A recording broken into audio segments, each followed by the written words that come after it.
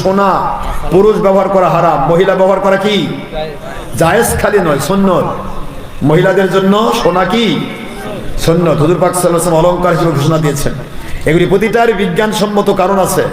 পুরুষের testosterone hormone যে আছে, এই হরমোনে প্রভাব ফেলবে যদি মহিলাদের দেওয়া সম্পদগুলি ব্যবহার করে। যেমন মহিলার স্বর্ণ যদি পুরুষ ব্যবহার করে, তার টেস্টোস্টেরন হরমোন যেটা আছে এই হরমোনের প্রভাব ফেলবে এবং হরমোন ইনব্যালেন্স হয়ে যাবে। মহিলার মতো এদিকে স্তন বাড়াবে, ওদিকে উল্টা হবে, বিভিন্ন কিছু হবে, কথা বলে না, এবং তার সেক্সুয়াল পাওয়ার কমে যাবে। এই জন্য পুরুষ কখনো স্বর্ণ ব্যবহার করতে পারবে না। কোনো পুরুষ স্বর্ণ ব্যবহার করতে পারবে না।